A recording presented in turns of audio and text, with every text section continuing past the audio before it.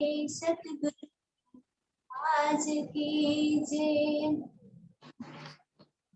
जिन सुध सेवा की नहीं, ना कछु समझेवा। जिन सुध सेवा की नहीं, ना कछु समझेवा। सो काहे को गिनावे आप साथ में, सो काहे को गिनावे आप साथ में।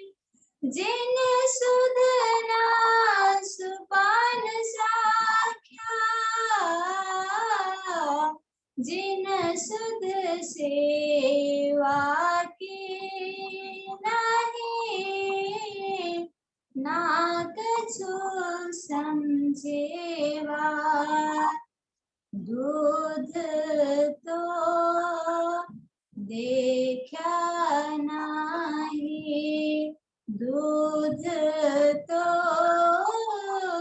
देखा नहीं, देखा ऊपर का प्यान। दौड़ करे पड़े खेच में, दौड़ करे पड़े खेच में। ए भी लगे दुख देना, जिन सुध सेवा की नहीं, ना कछु समझेवा।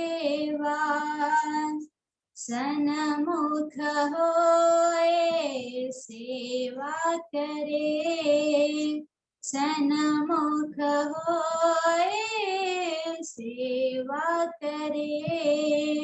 मुख बोलता मीठे बैन, तीत भी खेच ऐसी भरे, तीत भी खेच ऐसी भरे। ए भी लगे दुख देना, जिन सुध सेवा की नहीं, ना कछु समझेवा। तारतम सबा समझही, धामा सैया हम बेन। तीत भी क्रोध छूटे नहीं, तीत भी क्रोध छूटे नहीं। ए भी लगे दुख देना,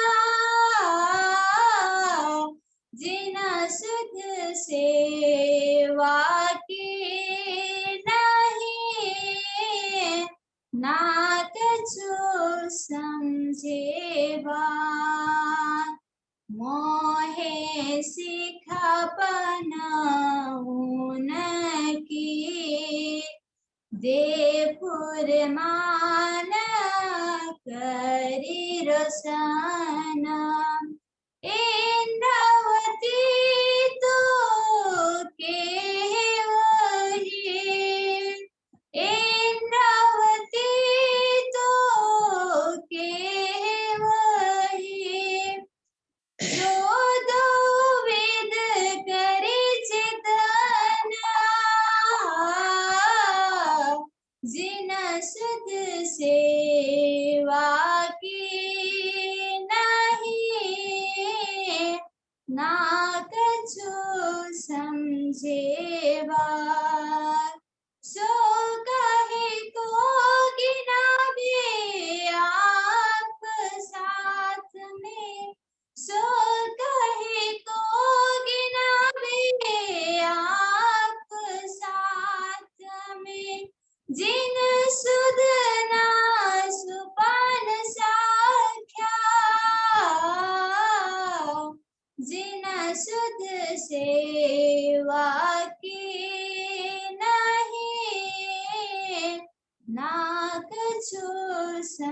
समझेवा ना कछु समझेवा।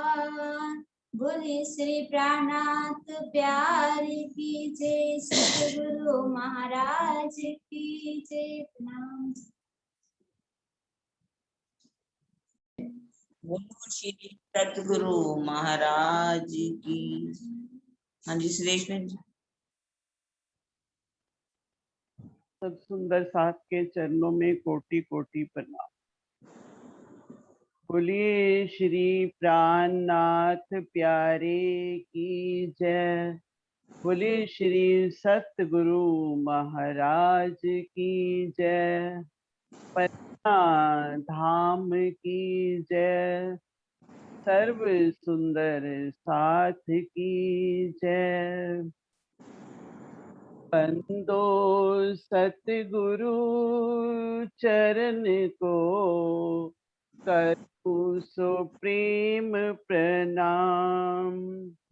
अशुभ हरन मंगल करन धन श्री देव चंद्र जी नाम। श्री प्राणनाथ निज मूलपति श्री महराज सुनाम। तेज कुंवरी श्यामा युगल को पल पल करूं प्रणाम।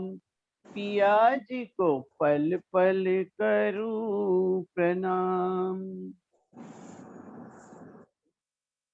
चर्चा प्रारंभ होते हैं, सुनो साथ चित दे।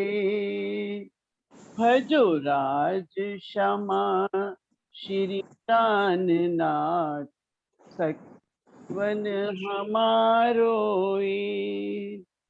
श्री महामती कहे साथ जी, भया चर्चा का वक्त। अब तुम सुनियो चित्त दे, लाल आगे आए बैठे इन तखत।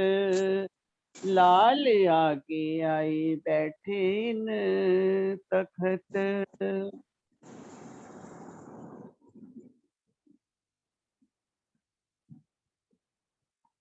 एक दिन फिरते घर को देखे झरोखे पर। देखा श्री देवचंद्र जी को फिरते, बुलाए लिए ऊपर। बुलाए लिए ऊपर। मैं जानिया तुम एक दिन भूल के रात को आए। ए तो नित फिरत हो, मैं ए मेहनत सही न जाए। मैं जानिया तुम एक दिन।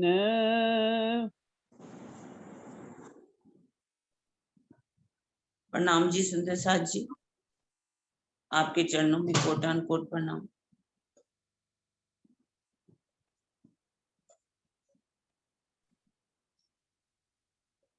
आप राजी धामधनी अक्षरातीत लालदास जी के धाम हृदय में विराजमान होकर के हमें भोज नगर के बीतक जो है वो सुना। कल हमने कच्छ देश की बीतक सुनी। पहले उनको कैसे रास्ते में जब घर से निकलते हैं, कितना दृढ़ संकल्प है कि मुझे अपने आप को जाना है कि मैं हूं कौन, मैं आया कहां से हूं, मेरी आत्मा का प्रीतम है कौन। जब दृढ़ता होती है मन में तो वो मंजिल प्राप्त हो ही जाती। स्वयं अक्षरातीत आप हमारे साथ हैं। इच्छा होनी चाहिए कि मुझे अपने प्रीतम को मिलना है। स्वयं राजी सिपाही का वेश धारण करके उनको पहुंचा देते हैं उनके लक्ष्य तक। कच्छ देश में जाकर के सन्यासियों के पास जाते हैं, नवनाथ योगियों के पास जाते हैं, मंदिर में जाते हैं, मुल्लाओं के पास जाते हैं, ब्राह्मणों के पास जाते हैं, कपाल भातियों वालों के पास जाते हैं जो चमत्कार करते हैं। फिर आते हैं भोजनगर में। भोजनगर में हरिदास जी से मिलते हैं। हरिदास जी की सेवा भाव को देख करके, अंगना भाव को देख करके वो बहुत प्रसन्न हो जाते हैं और वो उनकी सेवा करते हैं। जो भी जरूरत है उनको देते हैं, उनकी सेवा से खुश होकर उनको वो दीक्षा मंत्र भी दे देते हैं। और इधर पिताजी उनकी शादी का दिन भी निश्चित कर देते हैं, क्योंकि माता पिता क्या चाहते हैं कि हमारा बेटा सन्यासी नहीं बनना चाहिए, कहीं वो घर से निकल करके जंगलों की तरफ ना चला जाए। अगर वो घर में रहे तो बहुत खुश होते हैं। तो उन्होंने घर में फंसाने के लिए उनकी शादी तय कर दी और लील बाई से शादी कर दी, लेकिन उनकी सेवा में कोई भी कमी नहीं आई। वो प्रातः काल 3 बजे ही निकलते हैं, उनके घर की परिक्रमा करते हैं और इधर सेवा करते हैं। लेकिन सेवा करने पर भी बताते नहीं कि मैं सेवा करते हूँ। सेवा करे ना जनावही, अपनी आत्म के कारण दिखलावे नहीं काहू को, गोप राखे मन। सेवा कैसे होती है? छिपकर। हमें सेवा को समझना चाहिए कि सेवा है क्या। देवचंद्र जी सेवा करते हैं, उनके बर्तन साफ करते हैं, उनका पानी भर के लाते हैं, उनके कपड़े धोते हैं, घर में गोबरी फेरते हैं, लेकिन और उनके घर की परिक्रमा भी करते हैं, लेकिन बताते नहीं कि मैं सेवा करता हूं।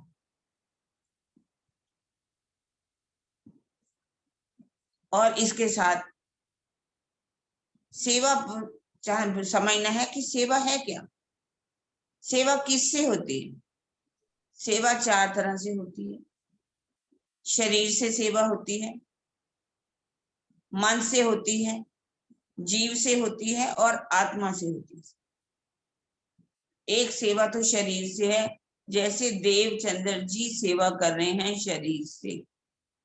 हमें सिर्फ ये समझना कि देवचंद्र जी सेवा करते थे, तो क्या हमें कुछ सिखापन लेनी है या सिर्फ बीतक सुननी है? बीतक परंपरा से बीतक सुनने का कोई फायदा नहीं, जो इतने सालों से हम सुनते जा आ रहे हैं, लेकिन हमारी रहनी में थोड़ा भी परिवर्तन नहीं आया। यदि हमारी रहनी, इस रहनी बीतक को हमने अपने अंदर उतार लिया होता, हमारी रहनी बदल जाती। हमने इस सेवा को औरों संप्रदाय से भी सीखना है। शरीर से वो कितनी सेवा करते हैं। आप चले जाइए राधा स्वामी संघ की तरफ। राधा स्वामी जो हैं कितनी सेवा करते हैं, शायद उनके जैसी सेवा कहीं भी देखने को नहीं मिले। जो सेवा दे दी जाती है वो सेवा करते हैं। उनको कोई मतलब नहीं होता वहां पर क्या प्रवचन सुनाया जा रहा है, क्या लंगर हो रहा है, क्या हो रहा है, कुछ नहीं। जहां खड़े हैं वहीं खड़े हैं। यदि उनको सड़कों पर सेवा दे दी कि आपको ट्रैफिक को कैसे ठीक करना है, वो ट्रैफिक की सेवा करते। अगर कोई बाथरूमों की सेवा करने लगता है तो वो बाथरूमों में ही सेवा करता है।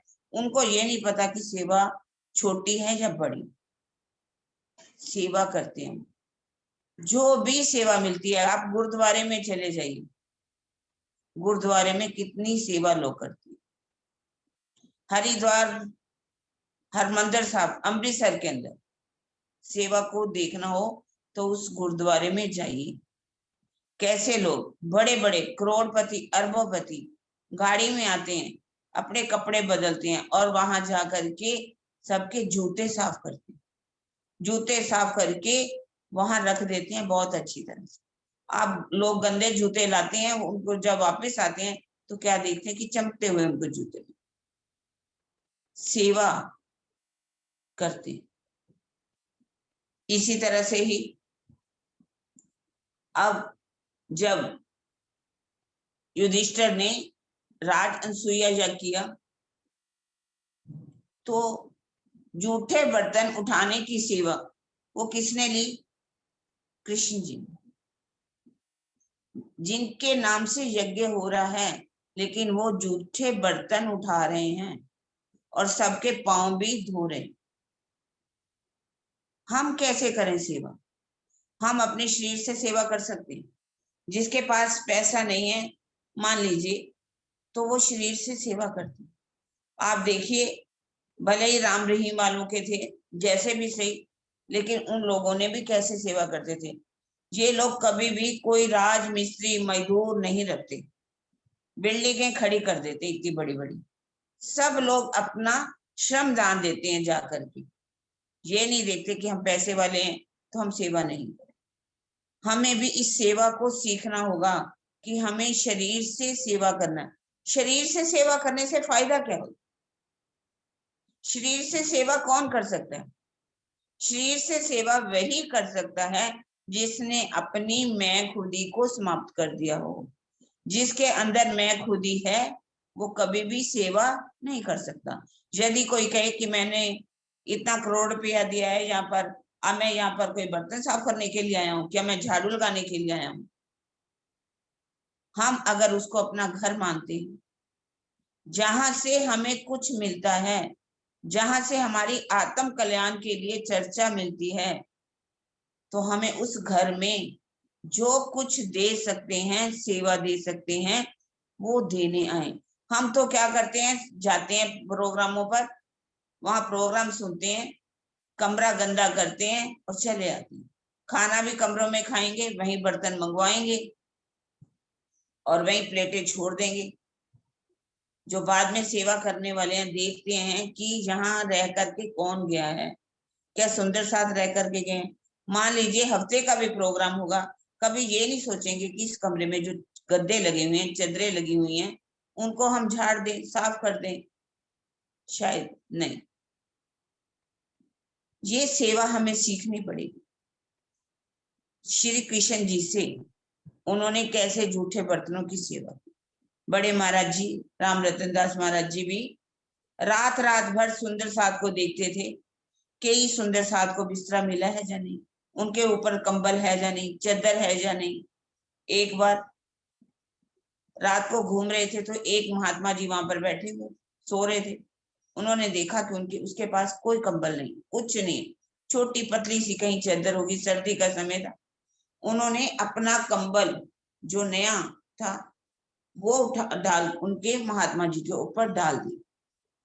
तो प्रातःकाल जिसने सेवा दी थी वो आया, देखता है कि महाराज जी ने तो ये कंबल महात्मा जी को दे दिया। तो उन्होंने कहा महाराज जी इतना महंगा कंबल हम तो आपके लिए लाए थे, तो आपने ये कंबल कैसे दे दिया? तो महाराज जी क्या कहने लगे, भाई आपने दे दिया ना, जब आपने मुझे दे दिया अब आपको ये कहना कि मैं किसको दूं किसको ना दूं, ये आपका अधिकार नहीं। क्योंकि जो अगर वहां पर भी मान लीजिए आश्रम में भी जाते हैं, यदि कोई सेवा देता है तो उनके साथ मान लीजिए स्वामी जी कोई बहुत से बढ़िया बढ़िया सब देखे आते हैं, सबके भाव होते हैं, तो उनके साथ रहने वाले उनके आचार्यगण जितने भी हैं उनको तो कोई नहीं देके आता ना। अगर वो उनको दे देते हैं तो सुंदर सा ये सोचे अरे ये ऐसा कैसे कर दिया, ऐसा क्यों दे दिया? भाई आपकी श्रद्धा पहुंच गई ना, आपने जो सेवा दे दी, अब आपको देखने का अधिकार नहीं है कि वो क्या कर रहे हैं या क्या नहीं कर रहे। यदि अभी भी हमारे दिल में है कि ये मैंने दिया तो ये मेरी मैं है, इस मैं खुदी को ही समाप्त नहीं किया हमने तो कुछ नहीं किया। मैं खुदी को समाप्त कर दो, मैं अपनी मैं खुदी, जिस दिन हमारी समाप्ति हो जाएगी, हमारा दिल निर्मल हो जाएगा, पवित्र हो जाएगा, तो हमें ध्यान लगेगा, हम ध्यान कर सकते हैं। ये है शरीर से सेवा। एक है मन की सेवा, मन से भी सेवा होती है। मन तो हम किस देते ही नहीं, और मन से ही जिसने मन को दे दिया वो सब कुछ कर सकता है, उसका ध्यान भी लग जाएगा। मन के बिना तो शरीर की सेवा भी नहीं होती, मन के बिना जीव की भी सेवा नहीं होती। मन ही तो आड़े आता है, इस मन को ही तो हमने एकाग्र करना है। मन तो भागता है, भूत है, ये हमारे हाथ में आने वाला नहीं। मन चंचल है, इसकी चंचलता को समाप्त करना होगा। जैसे कि अष्टावक्र जी जब राजा जनक के दरबार में आते हैं, राजा जनक कहते हैं कि मुझे इतनी देर में आप ज्ञान दे दीजिए, जैसे कि घोड़े पर बैठने में लगाम खींचने में जितना टाइम लगता है, इतने समय में मैं आपसे ज्ञान लेना चाहता हूं। उन्होंने कहा ठीक है, ज्ञान मैं दूंगा तुझे। अष्टावक्र जी, अष्टावक्र का मतलब क्या होता है? जो 8 अंगों से टेढ़े थे। अष्टावक्र जी कौन थे? एक ऋषि के पुत्र थे। जब वो गर्भ में थे तो माता जी बैठी हुई थी, पिताजी मंत्रों का उच्चारण कर रहे थे। जब वो मंत्रों का उच्चारण कर रहे थे, उन्होंने गलती से एक मंत्र अशुद्ध बोल दिया। तो गर्भ में से ही उन्होंने कहा, पिताजी आपने ये मंत्र जो है इसका उच्चारण जो है गलत कर दिया है। पिता को क्रोध आ गया, उन्होंने कहा जा तो 8 अंगों से टेढ़ा हो जा। और वो जब पैदा हुए तो 8 अंगों से टेढ़े थे, इसीलिए उनका नाम रखा गया अष्टावक्र। और वो राजा जनक के गुरु बने। जब उन्होंने कहा कि मुझे इतने थोड़े समय में ही ज्ञान चाहिए, तो उन्होंने कहा यदि आपको ज्ञान चाहिए तो ये मन पहले आप मुझे दे दीजिए, गुरु दक्षिणा तो देनी पड़ेगी। गुरु दक्षिणा में आप अपना मन मुझे दे दीजिए। जैसे ही उन्होंने कहा ठीक है, तथा आप अगर आपने कहा कि मुझे मन दे दीजिए तो मैंने आपको अपना मन दे दिया। अब सोचते हैं कि मैं राजा हूं तो ये भी नहीं सोच सकता, मैं घोड़े पर चढ़ना है ये भी मैं नहीं सोच सकता, मुझे कुछ करना है, कुछ भी नहीं। मन के द्वारा ही सारे कार्य होते हैं। मन उन्होंने दे दिया अष्टावक्र अपने गुरु, और वो बैठ गए। 3 दिन तक समाधि अवस्था में बैठ गए। जिसने मन को ही दे दिया तो जो वस्तु उन्होंने पानी थी पा ली। तीसरे दिन अष्टावक्र जी आते हैं, कहते राजा जनक उठो। कहने लगे मैं कैसे उठूं, मैंने मन तो आपको दे दिया है, मैं इस मन के द्वारा सोच भी नहीं सकता कि मुझे उठना है, जहां मुझे कहीं जाना है। उन्होंने कहा अब मेरी आज्ञा है कि अब उठिए। अब जैसे ही उठते हैं, पूछते हैं कि अब बताओ कौन सा ज्ञान लेना। कहते नहीं, जो मुझे पाना था वो मैंने पा लिया। मनवा दिए बिन हाथ ना आवे, मन की बड़ी ठकुराई। मनवा, जब तक हम मन ही नहीं देते तो हम ध्यान कैसे लगा सकते हैं? हम ध्यान भी लगाते हैं तो मन जो है हमारा भागता रहता है इधर उधर इधर।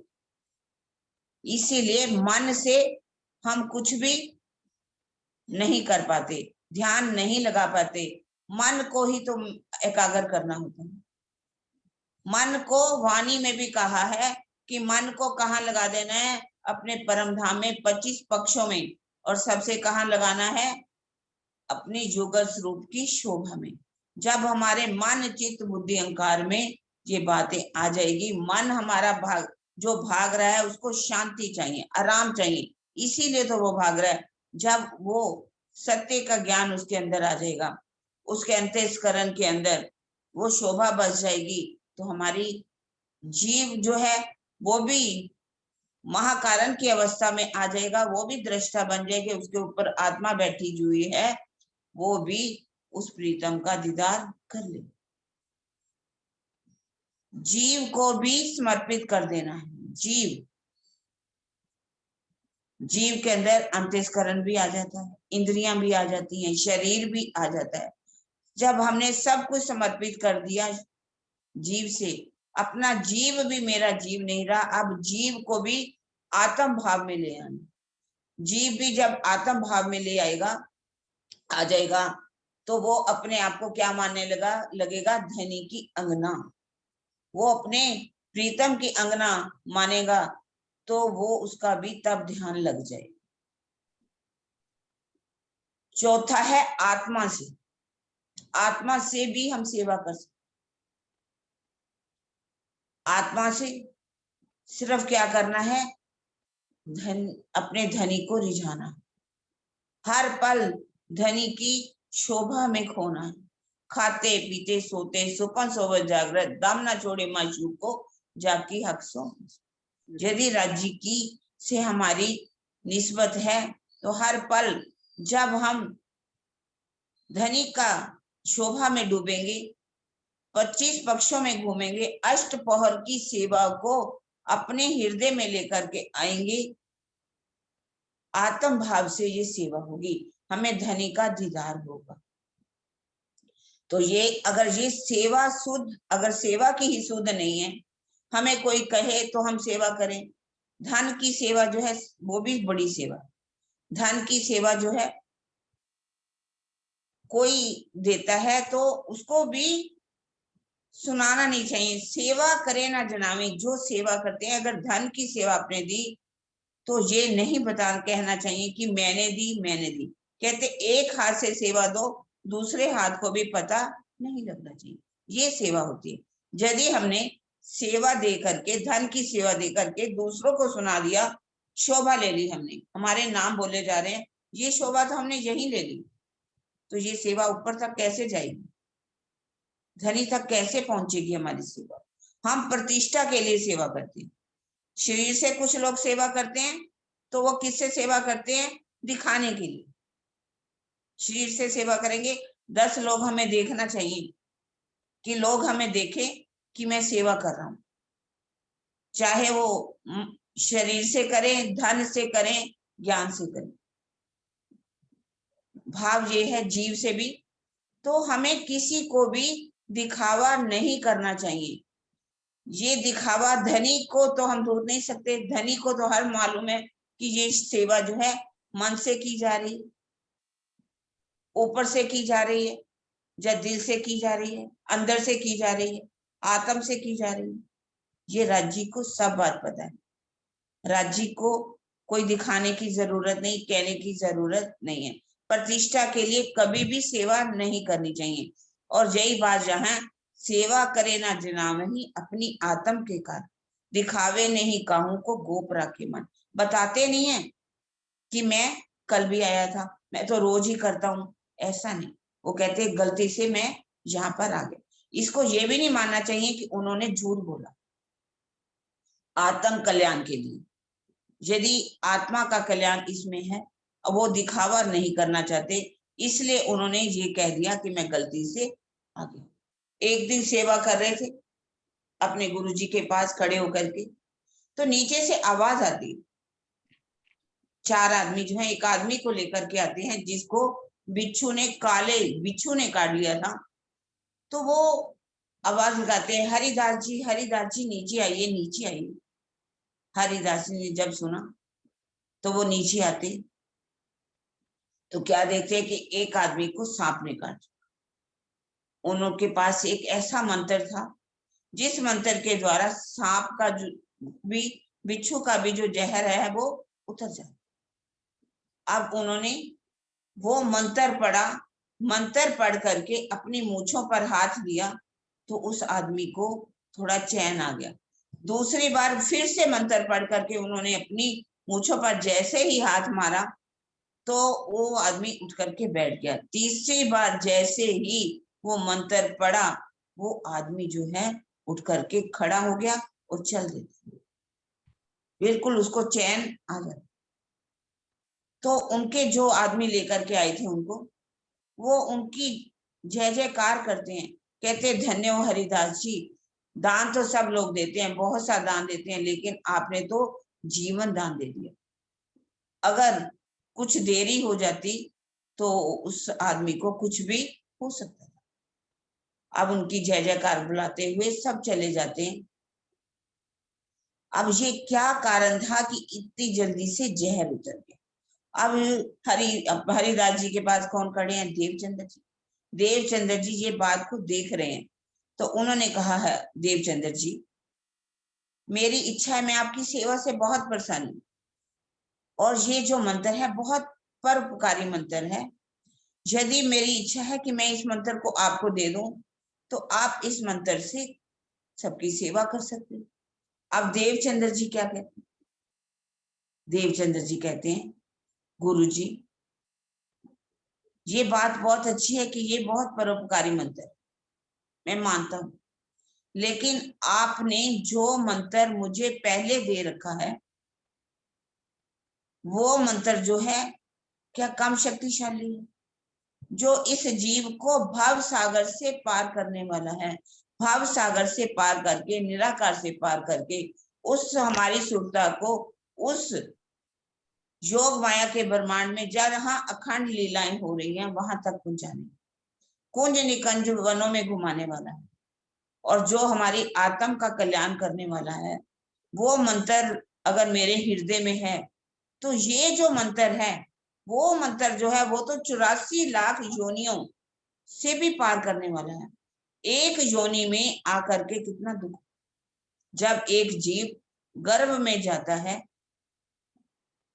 तो 9 महीने तक कितना कष्ट भोगता है, जहां क्या है मल मूत्र खून की नदियां बहती, ऐसी गंदगी के अंदर वो जीव रहता है, और जीव जब उसमें रहता है तो वो तड़पता है कि मुझे इस नरक से बाहर निकालो, मैं इस नरक से बाहर निकलूं, अब की बार मुझे जन्म मिलेगा, मानव तन मिलेगा तो मैं एक परमात्मा तुम्हारा नाम लेगा, भक्ति करूंगा ऐसी जिससे मैं इस भागवत सागर से पार हो सकूं, मुझे फिर से गर्भ जोन में आना ना पड़े।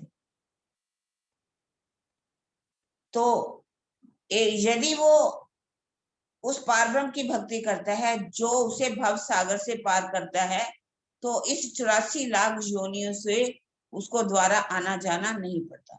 ये अपने कर्मों के अनुसार उसको योनियों में जाना पड़ता। एक जीव एक तन को छोड़ता है, दूसरे तन को पकड़ता है, तीसरे को, चौथे को, जिस जैसे जैसे उनके अंदर भाव होते हैं। यदि कोई शराबी है उसके दिल में भाव आ जाए कि मुझे तो हर पल शराबी पीनी है, मरते हुए पूछो कि तेरी क्या चाहना है तो वो कहेगा एक शराब का घूंट मुझे और। जिसके मांस खाने की इच्छा होती है हर पल उसकी इच्छा रहेगी कि मैं मांस खा लूं, मांस खा लूं, मांस खा लूं, तो उसके अंदर वैसे ही संस्कार बन जाते हैं, उसी के अनुसार उसको योनि मिल जाता है। जिसके अंदर ये चाहना पैदा हो जाए मैं अपने बच्चों से प्यार करूं, बहुत बच्चों में इतना मोह हो जाता है, उस मोह में जो फंस जाते हैं तो उनको कैसी योनि मिल जाती है? बंदर। मांस खाने वाले को शेर इत्यादि जो भी चीते जो मांस खाने वाले मांसाहारी जानवर है ऐसी योनि मिल जाती। अगर आपके अंदर अच्छे संस्कार हैं, उस प्रीतम को पाने की चाहना है, कोई संसार की चाहना आपने नहीं रखी तो आपका जीव भव सागर से पार होकर के उस अखंड में चला जाए। इसलिए हमें अपने अंदर के संस्कारों को बहुत अच्छा बनाना। कोई भी माया का अगर चाहना हो गई, माया हमें मिले हर पल, पैसा पैसा पैसा करते रहे तो सांप की योनि मिलने वाली, सांप ही बने। तो इन योनियों से बचना है, हमारे को ये योनियों में जाना ही ना पड़े, हम भाव सागर से पार हो जाएं, तो हमें अपने आत्म कल्याण के लिए उस प्रीतम को अपने अंदर बसाना हो। ये कहते हैं देवचंद्र जी कि आपने जो मुझे मंत्र दे रखा है 84 लाख योनियों से कि जहर को उतारने वाला है, और ये जो आप मुझे मंत्र देना चाहते हो वो तो एक बिच्छू के जहर को उतारने वाला है, जहर को उतारने वाला है। इसलिए कहते हैं कि जो बिच्छू से जब सांप से कटा हुआ जो मरता है वो तो एक बार मरता है, जो विषय विकारों में फंस जाता है और इन चाहनाओं में फंस जाता है उसको तो 84 लाख योनियों में जाना पड़ता है। इसलिए जो मेरे को आपने मंत्र दे रखा है मैं उसी से ही संतुष्ट हूँ, मुझे दूसरा कोई भी मंत्र लेना नहीं है। लेकिन यदि कोई और होता तो वो सोचता नहीं मुझे तो ये मंत्र चाहिए, आप मुझे दे दीजिए। हरिदास जी बहुत ही खुश हो जाते, इतने उन पर खुश हो जाते कि रीझ जाते कि ऐसा शिष्य मैंने नहीं देखा। अब क्या होता है कि ये सोचना है कि ये मंत्र है क्या, जहर उतारा तो कैसे हुआ। जहर जो है सिद्धियां से होता है, सिद्धियां प्राप्त कर लेते हैं कुछ लोग। किसी मंत्र के ऊपर भी आप अपने मन में जैसा संकल्प करोगे, मन से जैसा सोचोगे और उसको बैठ करके कहीं भी उसके ऊपर, मन के ऊपर इतना ध्यान लगा दोगे, जिस चीज को भी आप पाना चाहोगे आप पा सकते। आपके मन के संकल्प के ऊपर ही बात है। एक बाहरी मन होता है, एक आंतरिक मन होता है, जिसे अवचेतन मन कहा जाता है। चेतन मन से आपने जो भी संकल्प किया वो अवचेतन मन में चला जाएगा, और अवचेतन मन में जाने पर आपकी चाहना जो है वो पूरी हो जाएगी। जैसे कि किसी ने भी गिनती करी 20, 19, 18, 17, 16, 15, 14, ऐसे करते करते गिनती भी जब कर लेते हैं तो वो धीरे धीरे धीरे धीरे करते करते करते आपको वो सिद्धि जो है प्राप्त हो जाएगी। ये ऐसे ही तांत्रिक विद्याओं के द्वारा सिद्धियां भी लोग प्राप्त कर लेते हैं, और इसके द्वारा जहर भी उतार सकते हैं। ये हमारा मन जो है, इसीलिए मैंने कहा कि आप अपने मन में ऐसा संकल्प करो कि मुझे अपने प्रीतम को पाना है। हम अपने मन के द्वारा अगर चाहें संकल्प करके, ये हमारा मन जो है इसके अंदर जो चाहना आएगी वो अवचेतन मन में चली जाएगी। अवचेतन मन से अगर हमारे मन में चाहना पैदा हो गई कि मुझे धनी का दीदार करना ही करना है, तो आपको धनी का दीदार हो ही जाएगा। आपके अंतःकरण के अंदर जो जैसे ज्ञान हमारे अंदर चला जाता है तो उसके द्वारा वो आत्मा तक पहुंचता है और हमें अपनी मंजिल प्राप्त हो जाती है। अब उन्होंने मना कर दिया कि मुझे ये मंत्र नहीं लेना। अब जिस दिन झरोखे पर फिर से एक बार देखते हैं हरिदास जी कि फिर से ये परिक्रमा कर रहे हैं, ऊपर बुला लेते हैं, सब पहचान जाते हैं ये तो देवचंद्र जी। अब कहते हैं कि आप बताइए कि आप मैं तो सोचा था कि आप एक ही दिन आए, तो मैं समझ रहा हूं कि आप तो ये प्रतिदिन आते हो। आपकी ये प्रतिदिन की क्रिया, ये जो आप इतना कष्ट करते हो, मेहनत करते हो, मेरे घर की परिक्रमा करते हो, इस घर में मैं भी रहता हूँ, मेरी पत्नी, मेरा परिवार, बच्चे सब रहते। परिक्रमा तो हमेशा इष्ट की ही होती। अगर आप ऐसे हमारी भी परिक्रमा करोगे तो आपका जितना भी मेहनत है उसका कष्ट जो आप सहन करते हो वो हमारे ऊपर भी आएगा। इसलिए हम आपकी जो इतनी मेहनत है वो सहन नहीं कर सकते। आप मुझसे जो चाहते हो, जो मांगना चाहते हो वो मांग लीजिए, मैं आज आपको दे दूंगा। उन्होंने तो चुप रहे, कुछ नहीं मांगा। ऐसा नहीं कहा कि नहीं आप मुझे ये दे दीजिए, ये दे दीजिए, नहीं, चुप रहते हैं। वो कहते हैं ठीक है, मेरे पास 2 मूर्तियां हैं, एक है बालमुकुंद जी की और है एक है बांके पे। अब मैं आपको बालमुकुंद जी की मूर्ति जो है वो दे दूंगा, कल आप आना और मूर्ति को ले जाना तैयारी करके। कहते सत्य वचन, जो गुरुजी ने कहा वो ठीक, कुछ नहीं बोलते, घर चले जाते हैं। घर जाकर के पूरी तैयारी करके पालकी सजा करके अब वो मूर्ति लेने के लिए, बालमुकुंद जी की मूर्ति लेने के लिए आते। और रात को क्या हो जाता है, घटना घट जाती। जैसे ही हरिदास जी रात को शयन करवा करके बालमुकुंद जी को और बांके बिहारी जी को शयन करवा करके ताला लगा देते हैं और ऊपर की मंजिल में चले जाते, ऊपर जाकर के सोते हैं। प्रातःकाल जैसे ही उठ करके आते हैं तो क्या देखते हैं कि बालमुकुंद जी की जो मूर्ति है वो गायब हो चुकी है। बालमुकुंद जी की मूर्ति दिखाई ही नहीं दे। अब वो बहुत घबराहट होने लगती है कि आखिर बालमुकुंद जी की मूर्ति गई तो गई कहाँ। मैं तो रात को यहीं पर उनको शयन करवा करके ऊपर गया हूँ, ताला मैंने खुद लगाया, चाबी मैं खुद लेकर के आया हूँ। अब इधर उधर भागते हैं, देखते हैं सब जगह, लेकिन बालमुकुंद जी की मूर्ति उनको कहीं दिखाई नहीं देती। घर से जाकर के घर वालों को पूछते हैं, कोई नीचे तो नहीं गया, किसी ने उठाया तो नहीं। क्योंकि स्वरूप कहूं ना पामे भई भय हरिदास जी दलगी। हरिदास जी तो बहुत उदास हो जाते हैं कि अभी देवचंद्र जी आएंगे तो मैं क्या कहूंगा। घर वालों से पूछते हैं, घर वाले कहते हैं हमारी हिम्मत क्या कि हम आपके मंदिर में जाएं और जाकर के बालमुकुंद जी की मूर्ति को उठाएं। उनको कहीं भी मूर्ति दिखाई नहीं देती बालमुकुंद जी की। अब वो बहुत ही उदास हो जाते हैं। हर अभी देवचंद्र जी आएंगे तो मैं उनको क्या जवाब दूंगा कि मेरे दिल में नियत जो है मेरी खराब हो गई, मैं ही मूर्ति नहीं देने चाहती। इतने में क्या देखते हैं, देवचंद्र जी मूर्ति लेने के लिए बालमुकुंद जी की आ जाते। वो देखते हैं कि हरिदास जी तो बहुत उदास। कहते क्या हुआ गुरु महाराज, बात क्या है, इतने उदास आप क्यों दिखाई दे रहे हो।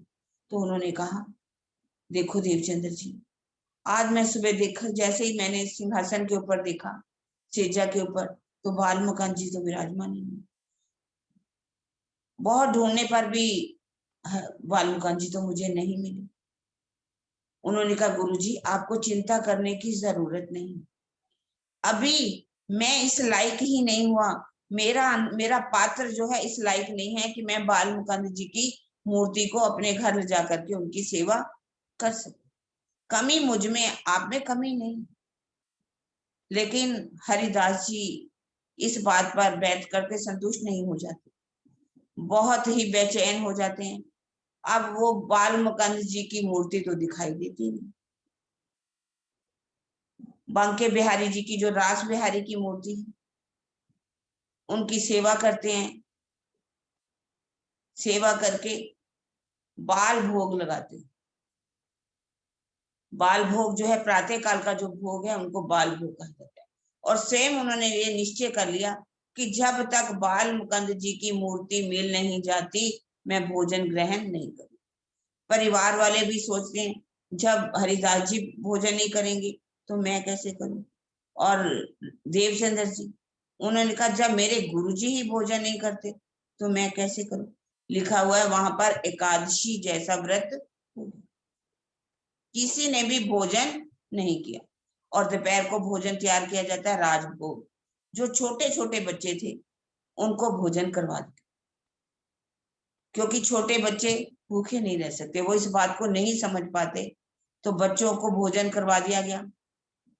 पूरा दिन बीत गया, हरिदास जी बैठे हैं लेकिन अब मूर्ति उनको दिखाई नहीं दी।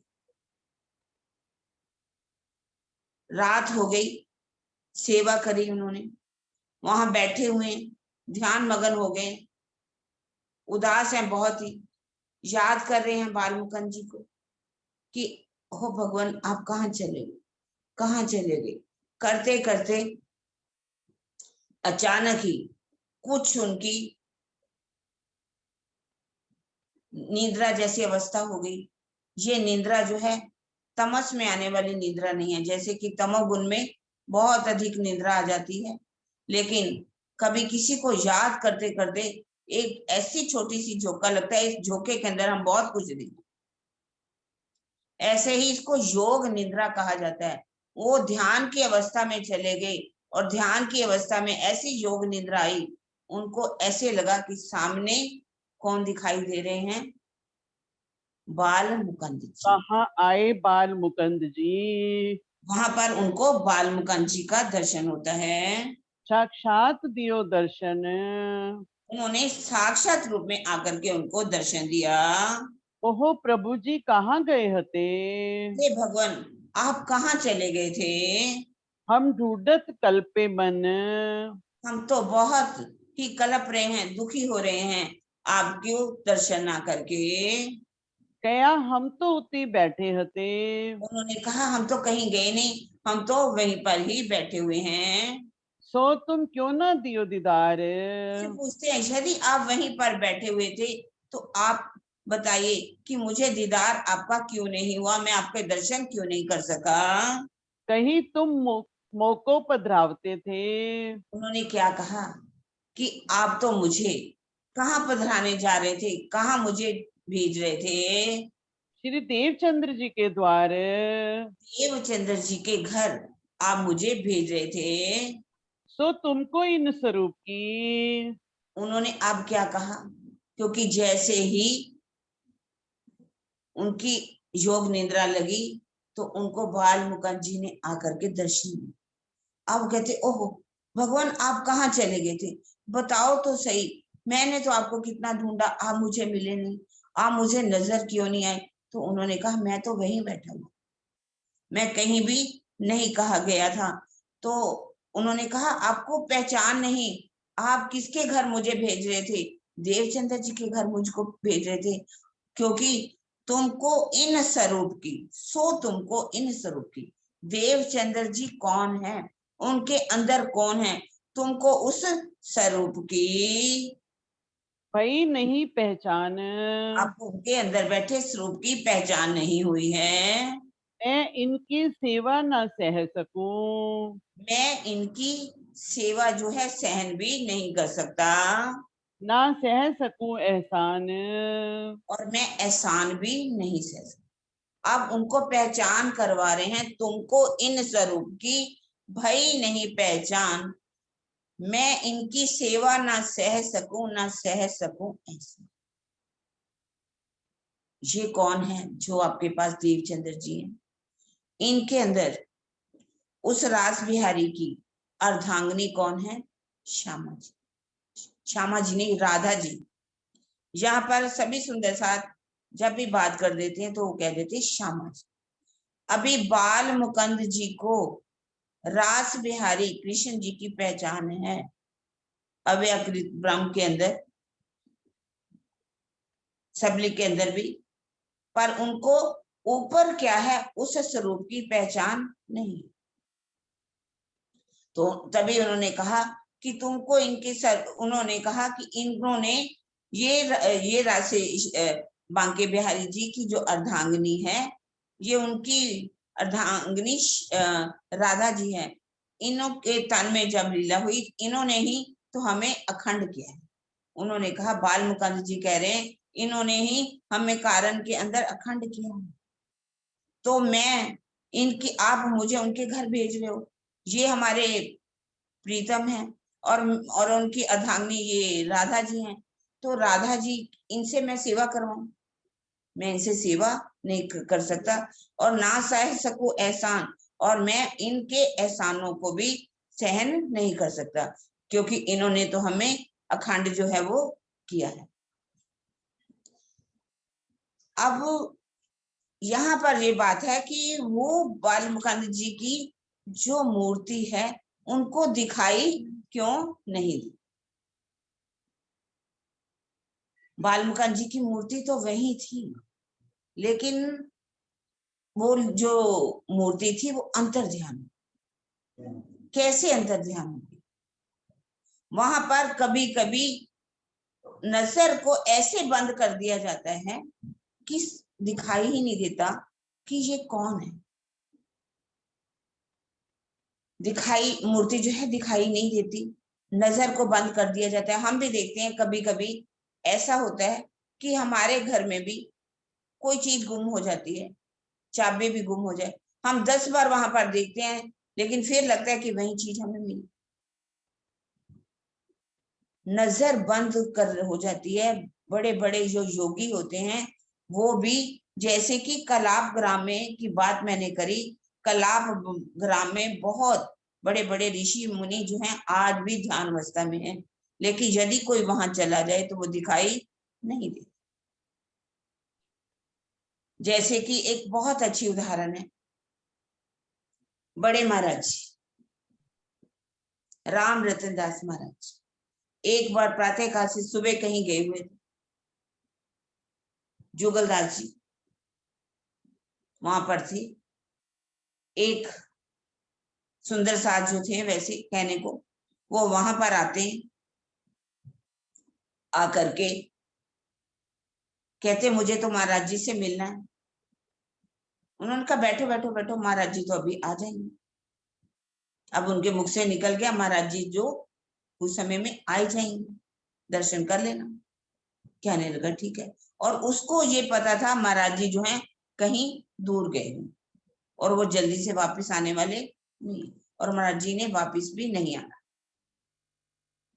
अब उसके मुख से निकल गया, उनके मुख से निकल गया कि महाराज जी तो अभी कुछ ही समय में आ जाएंगे। अब वो बेचैन इतने होते हैं, अंदर जाते हैं, बाहर जाते हैं, फिर थोड़ी देर में देखते हैं कि महाराज जी आ जाए नजर, देखते हैं महाराज जी आ जाए नजर। अब उनके पेट में भी इतना दर्द होने लगता है, मैंने बोल तो दिया, कभी फिर जंगल की तरफ जाते हैं, फिर वापस आ जाते हैं। अब महाराज कुछ समय के बाद क्या देखते हैं कि दूर से महाराज जी उनको आते हुए दिखाई देते। वो आदमी तो परीक्षा लेने आया ही था, तो कहने लगा ठीक है मैं अभी आ रहा हूं, तो आप मिल लेना महाराज जी से। इतने में महाराज जी वहां पर अंदर आ जाते। वो आदमी महाराज जी को देख करके इतना आश्चर्यजनक हो जाता है कि जो महाराज जी इतनी दूर गए हैं, महाराज जी आए तो आए कैसे। महाराज जी कहते अरे भाई क्या बात है, किसका इंतजार कर रहे हो। कहने लगे महाराज जी मैं आपका ही तो इंतजार कर रहा था, आप आ गए, अच्छा हुआ मुझे दर्शन हो गया आपके। महाराज जी ने योग बल के द्वारा उनको आकर के दर्शन दे दिए। इसी तरह से ही सामने हो करके भी कभी कभी दिखाई नहीं देता। जैसे कि एक बार महाराज जी की बहुत अच्छी है, यही जुगलदास कहते हैं महाराज जी आप हमारी पिताजी का श्राद्ध है, आप हमारे घर आना। महाराज जी कहते देखो मृत्यु का जो भोजन है मैं नहीं करता, जहां मृतकों की बात होती है जी श्राद्ध इत्यादि पर मुझ में नहीं आता। कहने लगे महाराज जी आपको तो आना ही पड़ेगा, आप कैसे नहीं आ सकते, आओगे। कहते कि नहीं मैं नहीं आऊंगा। कहते मैं ले जाऊंगा आपको खींच के। कहते ठीक है फिर तेरी शक्ति है तो ले जाना। तो अब चल पड़ते हैं, प्रातः काल का समय अपने घर से निकलते हैं। अब जब वहां देखते हैं महाराज जी की जुगलदास जी आ रहे, घर चल देते हैं आगे, क्योंकि उनका नियम था प्रातःकाल 5 गांवों में जाते थे, फिर वो अपने वापस मंदिर में जहाँ शेरपुर आश्रम बना हुआ है वहां पर लौट करके आ जाते। पहले गांव में जाते हैं, जब घर में आश्रम में आते कहते कि कहाँ है भाई महाराज जी कहाँ पर है। कहने लगे वो तो देखो वो सामने जा रहे हैं। अब सामने कह रहे वो देखो जा रहे हैं, तो क्या तुझे रास्ते में निकलते हुए दिखाई नहीं दिए, द्वार से निकलते हुए। कहने लगे नहीं। अब वो जाते हैं, उनको दिखाई नहीं दे रहे, पहले गांव में चले जाते हैं। वो जिस घर में जाते गए वहां पर जाकर के पूछा क्या महाराज जी कहाँ है। कहने लगे महाराज जी अभी तो तुम्हारे सामने से द्वार से निकले, तो आप क्यों कह रहे हो कि महाराज जी नहीं। कहते नहीं मुझे तो महाराज जी दिखाई नहीं दे। अब फिर से दूसरे गांव में ऐसे ही होता है, तीसरे में, चौथे में, 5वें गांव में वो उन्हीं के घर चले जाते, घर जाकर के उनसे मिलते हैं और वहां से चले जाते, वापिस लौट आते। अपने घर में भी जब पहुंचते हैं तो क्या पूछते हैं क्या महाराज जी आए थे। कहने लगे जुगल तुझे क्या हो गया। जी महाराज जी अभी तो सामने घर से निकल के जा रहे हैं और तुम पूछ रहे हो कि क्या महाराज जी आए थे। अब वो आकर के चरणों में गिर जाता है, तभी से वो इतना उनके ऊपर समर्पित हो गया कि उसने मुड़ करके पीछे नहीं देखा, नजर बंद कर दी। जब योगी परमहंस जो हैं वो योग बल के द्वारा दिखाई नहीं देते, इसी तरह से ही अब जो है बाल मुकुंद जी हरिदास जी को भी दिखाई नहीं दी। लेकिन रात को जब उनकी ध्यान मुद्रा लग गई, उन्होंने आकर के उनको दर्शन दे दिए और दर्शन दे करके उनको अब उनके स्वरूप की देवचंद्र जी के स्वरूप की पहचान करा दी कि इनके अंदर कौन है, राधा रानी है, जिनके अंदर बैठ करके लीला की। और इन्होंने तो हमें इस यहाँ पर अखंड किया, तो हम उनसे सेवा अपनी कैसे करा सकते। उन्होंने कहा कि यदि वो उदास हो जाए तो मैं क्या करूं। तो उन्होंने कहा कि आप बांके बिहारी जी के जो वस्त्र हैं वो सेवा दे देना। इतना कह करके एकदम उनकी आंख जैसे ही खुली तो उन्होंने देखा कि सामने बाल मुकुंद जी हाथ बैठे। बाल मुकुंद जी को देख करके खुश हो जाते हैं। इतने में प्रातः काल का समय हो जाता है तो भागते हैं हाँ, किसकी घर की तरफ, देवचंद्र जी की तरफ। उनको पता था कि देवचंद्र जी इस समय आ रहे होंगे। जैसे ही वो देवचंद्र जी को सामने देखते हैं आते हुए तो चरणों में गिर जाते हैं देवचंद्र। वो कहते ओहो गुरुजी जी आप क्या कर रहे हो, आप मेरे मेरे चरणों में क्यों गिर रहे हो। उन्होंने उठाया उनको और उठा करके गले से लगा लिया। उनको ये पता था कि जैसे ही मैं उनको उनके चरणों में गिरूंगा तो वो मुझे उठा करके गले से लगाएंगे, क्योंकि उनको मालूम था कि ये मेरे प्राणेश्वर बांके बिहारी की अर्धांगिनी इनके अंदर है और मैं इनसे इनकी सेवा कराई। मैंने जूठे बर्तन धुलवाए इनसे, मैंने इनसे मालिश करवाई, पानी भरवाया, इन्होंने मुझे नहलाया, मेरे कपड़े गंदे साफ की, इतनी सेवा मुझे कराई। तो अब मैं इनको, मुझे अब इनके स्वरूप की पहचान हो गई है। तो मैं जैसे ही इनके चरणों में गिरूंगा, इससे मेरे को गले में लगा लेंगे तो मेरी जो किए हुए जो अपराध हैं, जो गलती हैं वो माफ हो जाएंगी। वो कहते हैं नहीं गुरुजी आप ऐसा क्यों कर रहे हो। कहने लगे कि मुझे आपके स्वरूप की आज दिन तक पहचान नहीं हुई थी।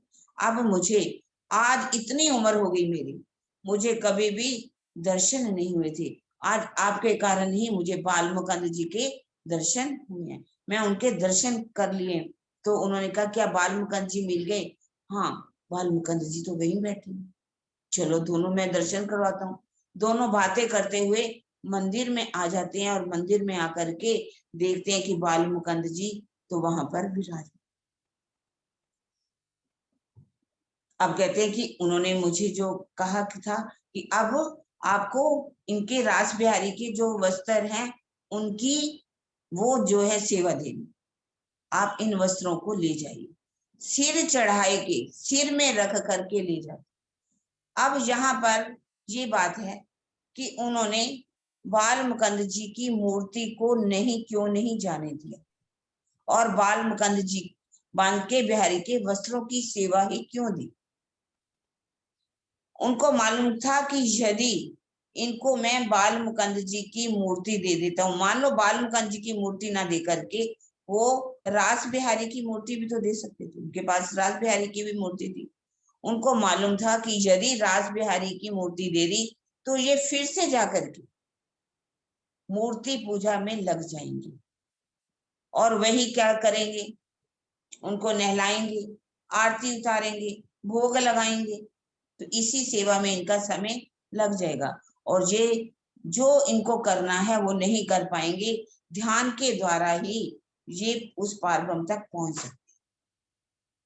अब उन्होंने मूर्ति जो है नहीं दी, क्योंकि मूर्ति पूजा जो है एक ऐसी है जिससे, क्योंकि ये मूर्ति जो किससे बनी होती है, पत्थरों से, मिट्टी से, धातुओं से बनी होती है, जिसमें वेदों में कहीं भी आप देखें, वेदों के अंदर कहीं भी मूर्ति पूजा के लिए नहीं लिखा। अगर जैन मत की तरफ देखिए तो जैन मत में भी मूर्तियों के नहीं लिखा, लेकिन उनके महावीर स्वामी ने तो ध्यान लगाया, ध्यान के द्वारा उनके वस्त्र जो है उनको शरीर से बाहर हो गए और जब शरीर से बंदा पता बाहर हो जाता है तो उसको ये भी पता नहीं चलता मुझे वस्त्र पहने हैं या नहीं बने। उनके वस्त्र फट करके इतने महीन हो गए, वो खत्म हो गए। तो सब जब उनको ज्ञान हुआ तो लोगों ने सोचा कि ये क्या करना चाहिए कि वस्त्र नहीं पहने चाहिए। हमारे महावीर स्वामी ने वस्त्र नहीं पहने तो उन्होंने ऐसी मूर्तियां बना दी जो वस्त्रों के बगैर होती हैं। तो ऐसी मूर्तियों को देख करके लोग जो है शर्म आ जाए, तभी उन्होंने एक बार किसी ने कह दिया कि यदि आपके पीछे शेर भी पड़ जाए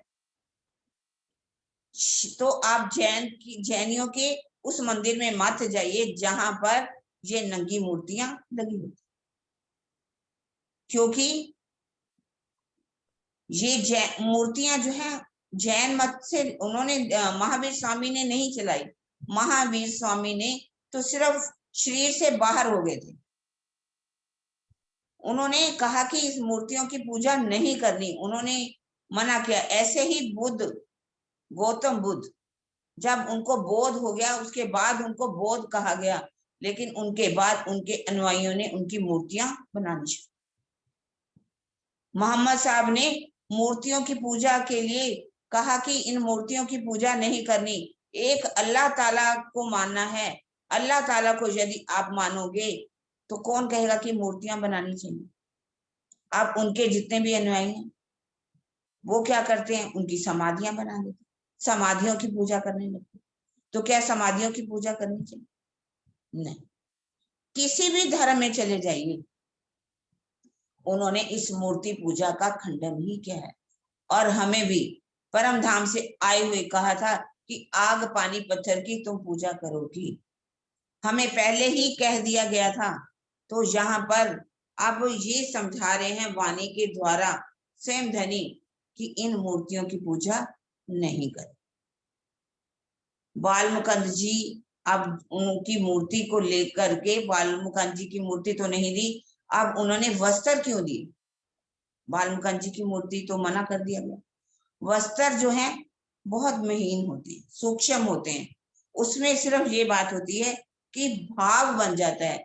जैसे कि देश में झंडा लहराया जाता है, देश में झंडा लहराया जाता है, उसका हम सब सम्मान करते हैं। यदि उस दिन कोई उस झंडे की बेअदबी कर देता है, उसको फाड़ देता है, जो कई लोग देखते हैं, मैंने देखा वीडियो के अंदर, वो झंडा लेकर के, देश के झंडे को वो उसके ऊपर उसको जलाते हैं, उसको जुत्ती से मारते हैं। जो विरोधी लोग होते हैं वो निरादर करते हैं, तो उनको फांसी का हुक्म भी हो सकता है, क्योंकि ये झंडा क्या है, हमारे देश की आन है, शान है, उसमें हमारे भाव बनते हैं। इसी तरह से ही उन्होंने वस्त्रों की सेवा दे दी, मूर्ति की सेवा नहीं दी। अब उस सेवा को लेकर के अब वो अपने घर में हरिदास जी जो हैं चलते हैं, कैसे बांके बिहारी जी की, हाँ जी, जामा बांके बिहारी जाए एक तो हाँ, अपने घर में जाकर के एक बहुत सुंदर ठिकाना बना लिया, उसको बहुत लेप पोछ करके बना करके वो वस्त्रों की जो सेवा है वहां जाकर के पधरा दें, और उनके लिए घी खांड मेवा, जो घी खांड चावल अलग से रख दें, और जो घर में बनता है वो खाते हैं। अपने हाथों से वो अंगीठी जलाते हैं, भोग बनाते हैं, उनको खिलाते हैं, और उसके लिए पानी भरने के लिए जाना, पानी भर के लाते हैं दूर से, पानी भर के जब वापस आते हैं तो रास्ते में यदि किसकी परछाई पड़ जाती है, पानी को गिरा देते हैं, फिर से जाते हैं पानी लेने के, पानी भर के लाते हैं। फिर खाना कैसे भोग बनाते हैं, भोग बना करके सामने रखते हैं और ध्यान करते हैं। अब जब वो इतना काम स्वयं करते हैं तो मोहल्ले की औरतें जो हैं वो देखती हैं कि ये देवचंद्र जी तो सारा दिन काम करते रहते हैं, उनकी जो पत्नी है वो उनके साथ कोई सहायता नहीं करती, ताने देनी शुरू करती कि तुम कैसी घर में स्त्री हो, तुम्हारे पति सारा दिन काम करते हैं, कभी वो अंगीठी जलाते हैं, आग जलाते हैं, उसमें सब्जी बनाते हैं, भोग बनाते रहते हैं, काम करते रहते हैं, और तुम उनकी कुछ तो सेवा कर सकती हो। यदि कुछ नहीं तो आप पानी भर के ला सकती हो, और कुछ नहीं तो उनके जो बर्तन है वो साफ कर सकती हो, और कुछ नहीं तो अंगीठी को जला सकती हो। अब इतनी बातें सुन सुन करके उसके कान पक जाए, क्योंकि कहा जाता है कि औरत की दुश्मन कौन है? औरत, औरतों की, क्योंकि उनके अंदर ईर्ष्या भाव आ जाए। हम भी औरतें, हमें भी सोचना चाहिए इस बात। ईर्ष्या बहुत अग्नि है, ईर्ष्या नहीं करनी चाहिए किसी से भी। आज की समाज के अंदर भीतर से हमें कुछ सीखना भी चाहिए। आज अगर बहुओं को जलाया जाता है तो उनमें जलाने में हाथ किसका होता है? सास का होगा, नंद का होगा, देरानी का होगा, जेठानी का होगा। यदि वो अपने पतियों को, आदमियों को उकसाए नहीं, तो कभी भी हमारे समाज में ये जो जलाने की प्रथा, अपना मरने की प्रथा चल रही है, जो औरतें अपने आप को फांसी लगा लेती हैं, जला लेती हैं, जो घर वाले जला देते हैं मिल करके, ऐसा ना हो। औरतें जो हैं वो ही बातें ज्यादा बनाती हैं। अब वहां पर जब जैसे बातें करते हैं तो उनके दिल में बहुत दुख, वो जाकर के अपने पति देव को कहती है, पति देव आप मुझे कुछ तो सेवा दे दीजिए, मैं भी कुछ सेवा करना चाहती हूँ। अगर आप कुछ नहीं तो मुझे यहाँ बर्तनों की सेवा दे दीजिए, पानी भरने की सेवा दे दीजिए। तो देवचंद्र जी लीलबाई को क्या कहते हैं, देहू नहीं तिस वास्ते मैं करूं अपने अंग, है मेरो प्रेम स्वरूप सो तामे होवे भांग। जो पहचान मुझको है, जिस भाव से मैं सेवा करता हूं, क्योंकि जब तक किसी को स्वरूप की पहचान ना हो जाए, स्वरूप की पहचान होने पर श्रद्धा आती है, श्रद्धा से भाव बनते हैं और भाव से ही सेवा होती है। तुमको इनके स्वरूप की पहचान नहीं है। तुम, यदि मैं तुमको दे दूं सेवा, यदि सेवा करते हुए तुम्हारा दिल थोड़ा भी दुखी हो गया, तो मेरी पतिव्रता सेवा में भंग आ जाएगा। क्योंकि वो सेवा क्या मानते हैं, अब उनको उन्होंने स्वरूप की पहचान करा दी थी कि तुम राधिका रानी जी हो। वो अपने आप को राधिका रानी मान करके बांके बिहारी के वस्त्रों की सेवा, बांके बिहारी का स्वरूप मान करके उनकी सेवा करते हैं। क्योंकि उनको पता चल गया कि इनके स्वरूप उनकी पहचान हो जाती, अब श्रद्धा आई, भाव जागे तो सेवा होने लगी। उन्होंने कहा कि तुम्हें इनके स्वरूप की पहचान नहीं है, तुम्हारा दिल किसी कारण से, मैं पानी भरने जाता हूँ, किसी की परछाई आती है, गिरा देता हूँ, फिर से लेके आता हूँ, और सेवा करते करते तुम्हारा दिल भी दुखी हो सकता। अगर आप सेवा करना चाहती हो तो एक काम करो, आप मेरे बूढ़े माता पिता हो चुके हैं, आप उनकी सेवा, बूढ़े माता पिता की सेवा तुम्हें करनी चाहिए। तो समझ लेना कि ये सेवा तुमने मेरी कर दी। अब यहाँ पर ये प्रश्न भी आता है, उनका तो कर्तव्य बनता था कि मुझे माता पिता की भी सेवा करनी चाहिए। तो इसमें शायद एक वेद के अंदर लिखा हुआ है कि यदि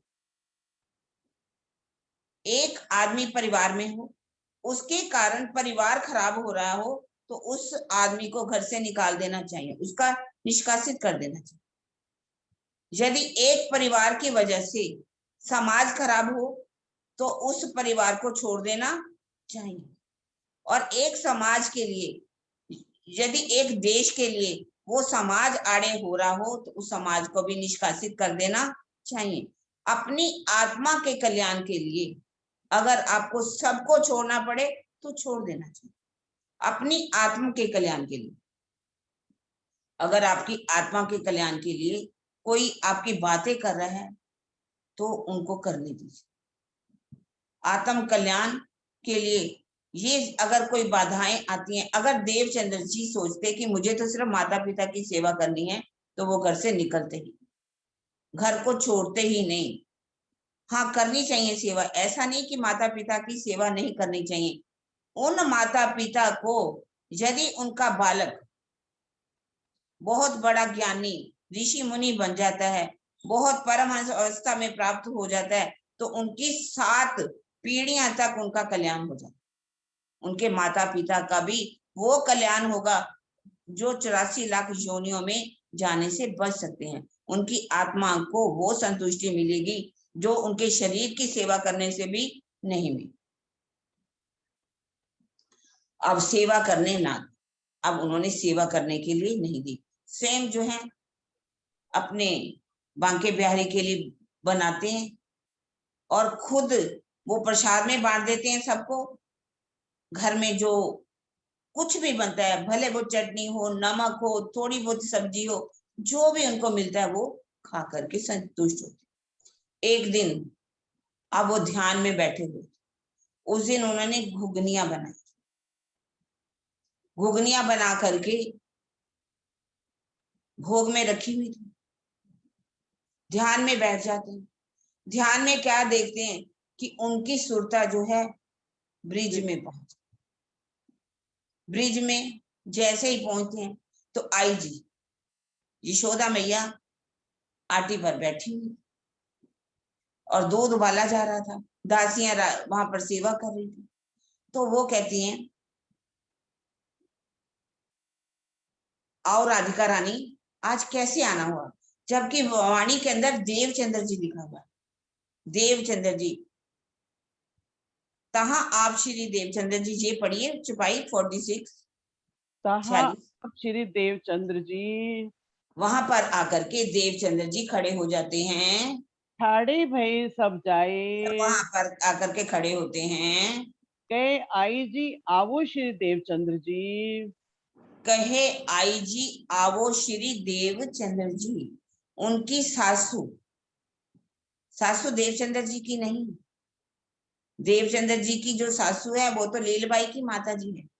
लेकिन यहाँ पर यदि हम कहें कि देवचंद्र जी यहाँ वाणी में लिखा हुआ है, तो यहाँ लालदास जी ने भाव से आकर के देवचंद्र जी कहा गया। वास्तव में ध्यान के द्वारा पुरुष बने ए नजर न आवे, अबलापन लीजिए अंग। अंगना भाव से ही, राधिका भाव से ही उनकी सुरता जो है उस ब्रिज के अंदर पहुंचती है। देवचंद्र जी वहां पर नहीं पहुंचते। मन में महासुख पाए। आई जी का मतलब है कि जो राधिका रानी जी की सासू है, कृष्ण जी की जो माता है यशोदा मैया, उन्हीं को ही आई जी कहा गया है। अब वो देख करके बहुत खुश होती कि आओ राधिका रानी जी आज कैसे आना हुआ। वो कहती है कि मुझे तो कृष्ण जी से मिलना है। तो कहने लगी कृष्ण जी तो वन में गए हुए हैं। तो कहने लगी ठीक है, मैं उनको वन में जाकर के मिलूं। वन में मिलने के लिए जाने लगती है तो वो अंदर से मिठाई मंगवा करके उनको दे देती है, कहो जाओ वहां पर दोनों मिलकर के इस मिठाई को भी खा ले। अब वो उस मिठाई को लेकर के चलती है कृष्ण जी को ढूंढने के लिए। जब देखती है कि वहां पर बहुत टोले टोले बच्चे खेल रहे हैं, लड़के खेल रहे हैं, तो पूछती है एक लड़के को कि मुझे तो कृष्ण जी से मिलना है। कौन से कृष्ण जी? यहाँ तो बहुत सारे कृष्ण जी हैं, बहुत लड़कों का नाम कृष्ण जी है, आप कौन से कृष्ण जी से मिलना चाहोगे? फिर वो कहते हैं कि मुझे उस कृष्ण जी से मिलना है जो नंद बाबा के बेटे हैं, नंद के बेटे हैं। कह रहे जहां पर कृष्ण जी के पिता का नाम भी नंद जी बहुत है, आप बताइए तो सही कौन से कृष्ण जी से मिलना है। तब वो कहती है मुझे यशोदा मैया का जो बेटा है कृष्ण, मुझे उनसे मिलना है। अब यहाँ पर देखना है, हमें समझना है। यहाँ कहा कि कृष्ण तो नाम बहुत हैं, कृष्ण जी के नाम भी बहुत हैं।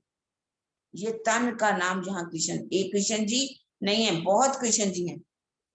अगर हम कहें कि कृष्ण जी ही राजी हैं तो यहाँ हमें समझना पड़े। उन्होंने कहा नंद बाबा का बेटा, तो उन्होंने कहा इस कृष्ण जी बेटे यहाँ बहुत से हैं, उनके बेटे पापा जो फादर हैं, पिताजी का नाम भी कृष्ण जी बहुत है, नंद बाबा बहुत है। तो उन्होंने कहा नहीं, मुझे यशोदा मैया का जो बेटा है उससे मिलना है। तब वो सामने देखते हैं कि कृष्ण जी वो खड़े होते हैं, मुस्कुरा रहे हैं। वो कहते हैं कि आओ राधा रानी कैसे आना हुआ? कहने मैं तो आपको ही ढूंढती ढूंढती आ रही हूँ, मैं तो आपसे मिलने के लिए। कहते ठीक है, अगर आप मुझसे मिलने आओ आओ, बैठते हैं। तब वो दोनों बैठते। वहां पर उस समय क्या हो रहा था, गेहूं जो है आग जलाई जाती है, आग जला करके गेहूं उबाली जाती है। गेहूं को उबाल करके एक कपड़ा ले लिया जाता है, कपड़ों को पकड़ करके उसमें डाला जाता है पानी। उस समय पानी में से निकाला जाता है। वाणी में भी लिखा हुआ है, यहाँ पर अगर मिलता है तो आप पढ़िए। इन समय इत घुंगरी, इन समय इत घुंगरी, उस समय घुंगरी जो है वो बनाई जा रही है, पकाई भोजन में, भोजन में तैयार करी जा रही है। छेड़े दो छटके ले रुमाल, एक रुमाल लेकर के, अंगोछा लेकर के उसमें से डाल करके पानी जो है अलग किया जा रहा था। पानी निकालने 300, उसमें से पानी जो निकाला जाता है, छाना जाता है जिससे पानी निकल जाए। उसके बाद उसको दूध में डाल करके बनाया जाता है भोजन। और मिठाई जो लाई थी कृष्ण जी, उन्होंने बालकों को, लड़कों को, ग्वालों को दे दिया कि इस मिठाई को भी आज बांट देना। उस समय सभी बैठ जाते हैं ग्वाल वाले, मिठाई भी बांटी जाती है और वहां पर क्या है, घुगनी जो घुंगरी बनाई गई है वो भी बांटी जाती है। अब राधिका जी वो कहते हैं कि आज हमें 2 पत्तल देना। राधिका जी के आगे भी पत्थर रखा जाता है और कृष्ण जी के आगे भी पत्थर रख दिया, घुंगरी डाल दी गई, मिठाई डाल दी गई। अब जैसे ही उन्होंने ध्यान के अंदर बैठे हुए अपना हाथ हिलाया खाने के लिए, वो हाथ जमीन पर लगा और उनका ध्यान टूट गया। तो वो सोचते हैं मैंने ये क्या देखा, मेरी सुरता कहाँ पहुंची, ये कौन, कहाँ ब्रिज की, कहाँ यशोदा मैया, कहाँ घुंगरी, कैसे कृष्ण जी कौन थे, ये मैं इन प्रश्नों का उत्तर कहाँ पाऊं। अब यहाँ पर हमें शिक्षा के लिए देवचंद्र जी ध्यान के द्वारा, ध्यान में उस मिठाई को और घुंगरी को खाने लगे थे। उनका हाथ जमीन पर लग गया, जमीन पर लगने पर उनकी सुरता टूट गई। तो ये बता रहे हैं ध्यान जो है किस अवस्था में लगता है। ध्यान उस अवस्था में लगता है, पहले तो ये देखना है जब हम इस शरीर से बाहर हो जाए, ब्रह्मांड से बाहर हो जाए, पिंड और ब्रह्मांड दोनों से अलग हो जाए, और हमारा आसन भी सिद्ध होना चाहिए। हमारा आसन भी सिद्ध नहीं है अभी तक। हमने बैठते हैं जब, कुछ घंटे में भी हम देखें 10 बार इधर पथली मारेंगे और 10 बार इधर मारेंगे। कुछ समय भी आधा पौना घंटा, घंटा की भी चितवनी हम लगाते हैं तो उसमें भी अपना आसन सिद्ध नहीं कर सकते यदि जब तक हम अपने शरीर से, इसका मतलब बाहर नहीं निकले। बहुत परमहंसों को देखा है जब वो ध्यान में बैठते हैं तो उनके चारों तरफ सांप आ जाए, कुछ भी हो जाए, तो उनको ये भी पता नहीं चलता कि मुझे सांप मेरे पास आ गया, कट गया, काट गया, जो कुछ भी हो। अब मैं इसमें स्वामी जी की भी उदाहरण बताती हूँ। एक उन्होंने बताया कि एक बार मैं ध्यान में बैठा हुआ था, सांप मेरे पास आया, सांप मुझे काट भी गया, मुझे कुछ पता नहीं चला कि मुझे सांप काट गया। तो क्योंकि यदि हम इस बात को ले लें कि मुझे सांप काट गया, सांप मेरे शरीर को, ध्यान में बैठे हैं, अगर आपको कुछ काट जाता है तो हमें पता चलेगा कि हमें सांप ने काटा। जब आप शरीर से बाहर हो चुके हो, ब्रह्मांड से बाहर हो चुके हो, आपका ध्यान लगा हुआ है, तो कुछ भी पता नहीं चलता। पहले वैसे इंतजाम जरूर कर लेना चाहिए, ध्यान भी लगा रहे हो तो ऐसा करना चाहिए कि जिससे हमें कोई भी मच्छर इत्यादि ना काटे। हमें ध्यान अवस्था में सीधे बैठना चाहिए, हमारा जो मेरुदंड है वो सीधा हो। मैंने बहुत से सुंदर साध को देखा है, कई कहते हैं कि हमारे यहाँ दर्द होने लग गई, कमर में दर्द हो गई, कईयों को तो सर्वाइकल हो जाती है इसी वजह से, क्योंकि ध्यान में हमारा क्या है, ऐसे मुड़ जाता है, मुंडी जैसे ही नीचे गई, हमारा पोस्टर जो बैठने का गलत हुआ। जैसे ही गलत हुआ, ये जो नसें हैं इतनी कस जाती हैं, इतनी कसने से आपस में जुड़ जाती हैं, तो वो हमारी सर्वाइकल हो जाती है, कईयों का सिर दर्द शुरू हो जाता है, कईयों को कोई रोग लग जाता है। तो इसलिए उन्होंने बताया कि अपना मेरुदंड इतना सीधा रखो जैसे कि कोई दीवार बनानी हो, मकान बनाना हो, यदि दीवार जो है टेढ़ी होगी तो उस पर लेंटर नहीं पड़ सकता, तो वो दीवार जो है टेढ़ी होने से गिर जाएगी, लेंटर भी गिर जाएगा और बहुत नुकसान भी। इसी तरह से हमारा शरीर अगर सीधा नहीं है तो हमारे को बीमारियां लग जाएंगी। ध्यान तो क्या लगना, इलाज कराते फिरेंगे। वो बता रहे हैं यहाँ पर अटूट निष्ठा होनी चाहिए, जब हमारे अंदर श्रद्धा होनी चाहिए पूरी, अटूट ईमान होना चाहिए। सबसे बड़ी तो श्रद्धा है, ईमान है। निष्ठाबंध हर काम करना चाहिए निष्ठा के साथ। अपना संकल्प मन से इतना संकल्प पक्का कर लो कि मुझे धनी आपका दीदार होना ही चाहिए। यदि हम हमारे ये अवचेतन मन में चला गया कि मुझे धनी का दीदार करना है, तो हमें धनी का दीदार अवश्य ही होगा। ये अंतःकरण के अंदर चला जाएगा और वहां से हमारी आत्मा को सुख मिलना शुरू हो जाए। यहाँ पर इससे हमें ये शिक्षा मिलती है। अब क्या होता है, देवचंद्र जी सोचते हैं कि मेरा ध्यान कहाँ पर।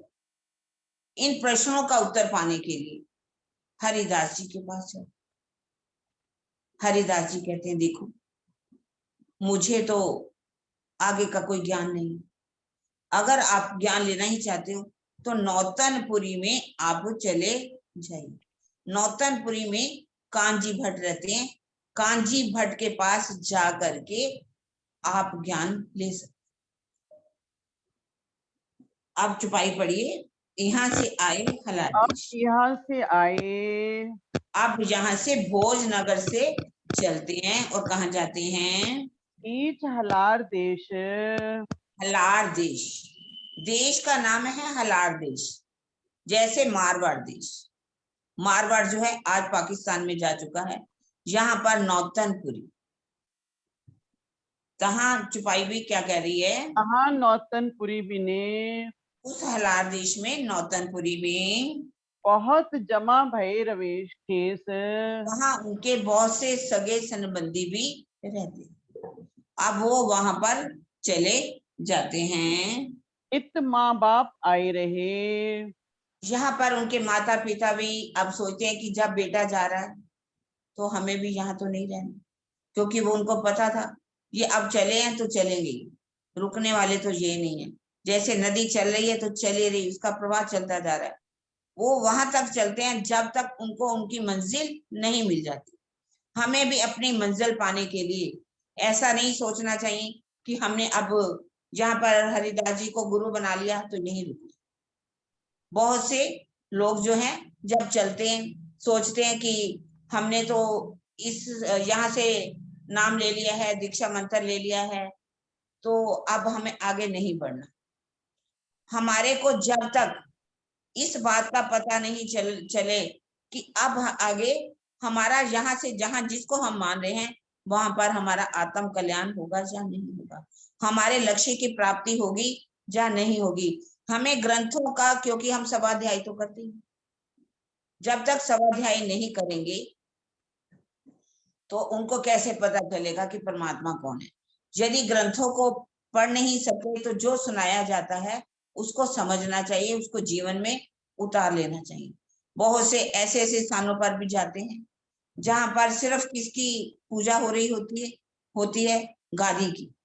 एक पातशाही, दूसरी पातशाही, तीसरी, गादी पर जो जो बैठते जाते हैं उन्हीं को ही मानना शुरू करते। ये बातें धर्म ग्रंथों में बातें सही लिखी हुई हैं, जो जिन जानो शास्त्रों में नहीं, शास्त्रों में है सब कुछ, पर जीव शिष्ट क्यों पावे जिनकी अकल है तुझ। शास्त्रों में सब बातें की हुई हैं, पर स्वाध्याय करें तभी तो बात। इसलिए अब वो उनको अभी भी अपने दिल में पूरा शांत नहीं हुआ, उनको लगता है कि मुझे कुछ आगे प्राप्त करना है, अब इन प्रश्नों का उत्तर भी मुझे चाहिए। अब वो नौतनपुरी में चले जाते।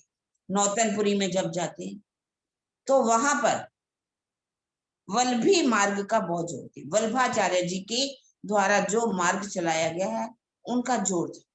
वल्लभाचार्य जी ने तो बहुत अच्छा किया, पर उनके जितने अनुयायी हैं उन्होंने वल्लभाचार्य मार्ग के ऊपर इतना दाग लगा दिया कि वल्लभाचार्य जी के ऊपर भी प्रकरण जो है उतरता है, क्योंकि उन्होंने आडंबरों का पालन करना शुरू कर दिया। वल्लभाचार्य जी ने तो कहा कि हमें अंगना भाव से अपने शरीर से उठना है, आत्म भाव से अंगना भाव लेंगे तभी हमें उनका दीदार हो सकता है। लेकिन लोगों ने, वल्लभाचार्य के लोगों ने इस बात को तो नहीं समझा, बल्कि उन्होंने अपने अच्छी अच्छी ड्रेसें पहनना, टीके लगाना, उस मार्ग को अपना लिया। और जहां पर लोग आकर के बहुत से वल्लभाचार्य के जो लोग हैं वो वहां पर चर्चा सुनने के लिए आते हैं। भागवत की चर्चा वहां पर होती है। श्याम जी के देवल में पढ़िए, श्याम जी के देवल में वहां पर कृष्ण जी का जो मंदिर है, कथा कहे कांजी भट्ट, कांची भट्ट वहां पर कथा करते हैं। निष्ठा ले सुनने लगे। निष्ठा बंद होकर के हर काम करना चाहिए, निष्ठा बंद से। देवचंद्र जी निष्ठा बंद होकर के बहुत ही अच्छे तरीके से ध्यान लगा करके अब वहां पर चर्चा सुनते हैं। ओए वल्लभियों से खटपट, उनकी झिकझिकबाजी जो है, कट्टरपंथी वहां के जो लोग हैं उनसे अक्सर होती ही रहती है। जल पान को तब करें। अब वो जलपान तभी करते हैं जब वो कथा सुन, कथा सुन करके ही वो जब भोजन लेते हैं, क्योंकि उन्होंने आहार देवे आत्म, तब अपनी आत्मा का आहार क्या बना रखा है, श्रीमद् भागवत की चर्चा को सुना। तब आहार आकार को, जब वो अपनी आत्मा को आहार दे लेते हैं, तेवे न करे कम। आत्मा को आहार देना क्या मतलब, चर्चा सुना, उसमें कोई भी कमी नहीं करते। अब जब वो चर्चा सुनने जाते हैं तो कांजी भट्ट जो यदि किसी कारण से, कभी वो लेट नहीं होते लेकिन किसी कारण से वो देर हो जाते हैं, एक दो श्लोक निकल जाते हैं, फिर से वो कांजी भट्ट के घर चले जाते हैं और जाकर के कहते हैं गुरुजी आज मुझे आने में कुछ देरी हो गई, कृपा करके आप मुझे ये श्लोक बता दीजिए। वो उनको सुनाना पड़ता है। अब जो तब वो क्या करते हैं कि अब देवचंद्र जी की इंतजार कि जब तक देवचंद्र जी आ ना जाए वो कथा शुरू करते हैं। वहां पर जितने भी श्रोतागण थे, चौधरी थे, शाहूकार थे, वल्लभाचार्य को मानने वाले, उनका जो है जब किसी का अभिमान टूटता है ना, अहम टूटता है, तो उनको बड़ा दुख होता है। पैसे हम दे, मंदिर हमसे चले, सबसे जब सेवा देनी होती है, पैसा देना होता है, तो हम दे पैसे। और ये इंतजार किसकी करते हैं, देवचंद्र जी, देवचंद्र जी की इंतजार करते हैं। और कभी हमारी तो इंतजार नहीं की, क्योंकि जो भी पैसा देते हैं ना लोग, वो हर पल ये चाहते हैं कि हमारा ही रोग रहना चाहिए। वो अपने अनुसार ही हर कार्य करवाते हैं और उनकी चलती भी बहुत, पैसा बहुत बड़ी चीज है। ज्ञान को कोई नहीं देखता, किसी की श्रद्धा को कोई नहीं देखता। तो इसी तरह से जब किसी कारण से उनका अहम टूटता है तो वो बहुत क्रोधित हो जाते हैं, ईर्ष्या की अग्नि उनके अंदर चलनी शुरू हो जाती है और आकर के सभी मिल जाते हैं। ऐसे समय तो चोर चोर मसेरे भाई कहा ही जाता है। सभी इकट्ठे होकर के कांजी भट्ट को कहते हैं कि कांजी भट्ट, इतना समय हो गया हमें कथा सुनते, हम आपके पास कथा सुनने आते, आपने आज दिन तक हमारी तो कभी इंतजार नहीं की, और ये देवचंद्र जी कल का आया हुआ लड़का, आप उनकी इंतजार करते। तो उन्होंने कहा कि हाँ मैं उनकी इंतजार करता हूँ। आप बताइए, मैं जब कथा करता हूँ यदि मैं किसी श्लोक को छोड़ दूं तो क्या कभी आपने सोचा है, कभी पूछा मुझसे आकर के कि कांजी भट्ट गुरुजी आपने ये श्लोक छोड़ दिया? कभी नहीं पूछा। यदि आप नहीं आते तो भी नहीं कहीं कभी आकर के कहते कि कल जो आपने कथा की थी हमने तो सुनी नहीं, आप हमें सुना दीजिए। आप शाहूकार लोग हो, ये तो लड़का गरीब है, ये मुझे क्या देगा, क्योंकि उन्होंने कहा था क्या आपको आपका जो कमाई है इन्हीं से होती है, आप इनका इंतजार करते हो। तो उन्होंने कहा ये गरीब लड़का मुझे क्या देगा, मैं तो इसकी श्रद्धा का कायल हूँ। ये हर समय निष्ठा बंद होकर के कथा सुनते हैं, अगर अगर कोई श्लोक रह जाता है तो मेरे घर में आते हैं, दोबारा मुझे सुनाना पड़ता है, इसीलिए ही मैं उनका इंतजार करता हूँ। अब इंतजार करते हैं वो, लेकिन कहते हैं ना चुप तो हो जाते हैं, उसमें क्या करें, लेकिन मन में क्या हो जाता है, छेद हो जाता है।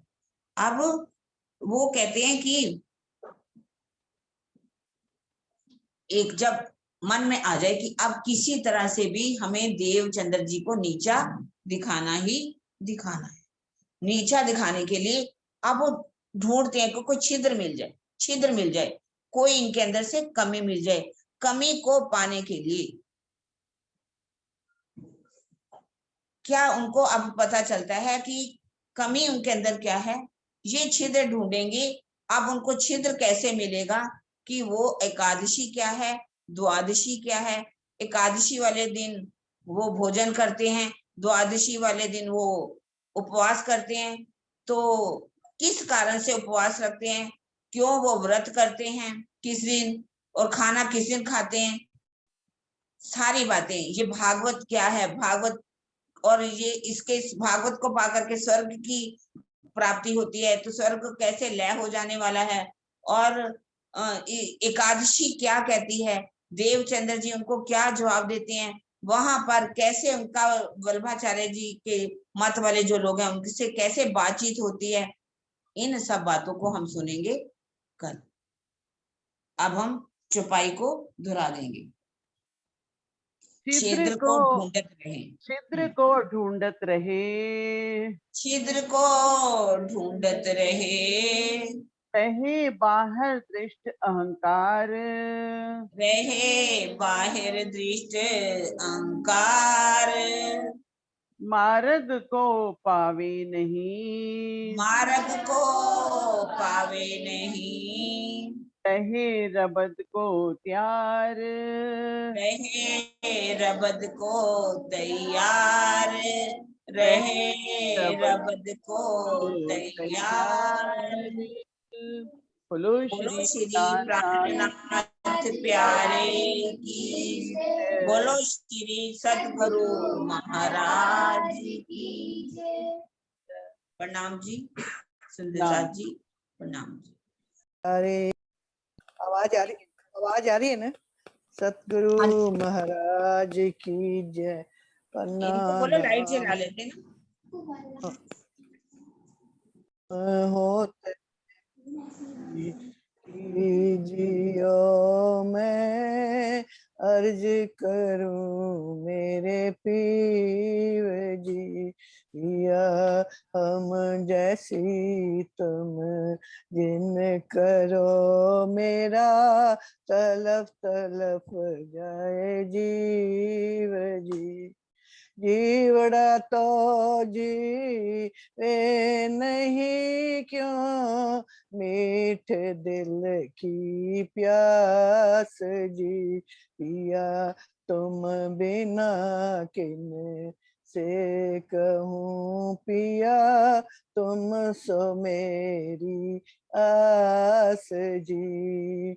आस बिरानी तो करूं पिया जो कोई दूसरा होए जी, पिया सबिद आजी सामरथ दिन रहन जात रोए रोए जी, पिया जन्म अंधी जो मैं होती सो क्यों देखुनी के कार जी, पिया जब तुम आप दिखाओगे तब देखूंगी नैन नजर जी।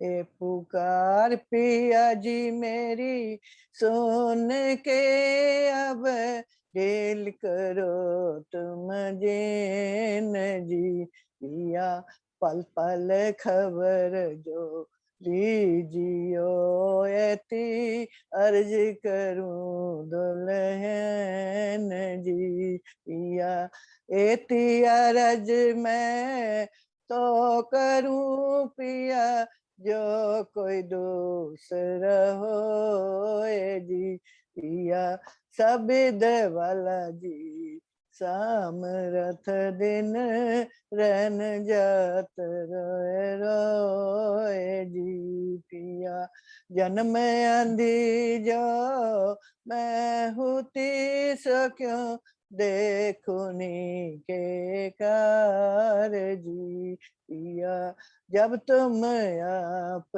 दिखाओगे तब देखूंगी नैन नजर जी पिया पुकार मेरी सुन के अब दिल करो तुम जिन जी पिया पल पल खबर जो दीजियो एती अर्ज करूं दुल्हन जी पिया एती अर्ज मैं तो करूं जो बीच पड़ी अंतराय जी सो अंतरे आड़ी टाल के दुल्हा लीजे कंठ लगाए जी पिया कंठ स कंठ लगाए के पिया कीजे हास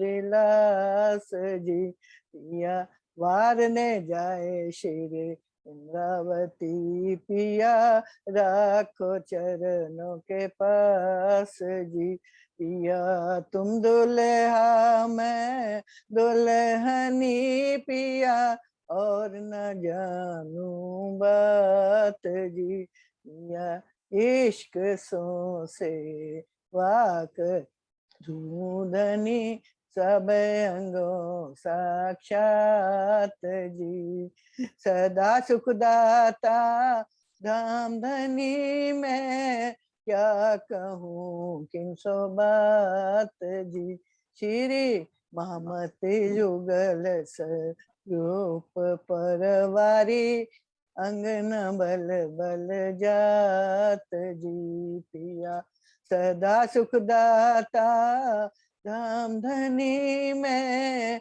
क्या कहूँ किन सो बात जी श्री महमति युगल रूप परवारी अंगन बल बल जात जी पिया तुम हो तैसी कीजियो मैं अर्ज करूं मेरे पीव जी बोलो श्री प्राणनाथ प्यारे की जय सतगुरु महाराज की जय।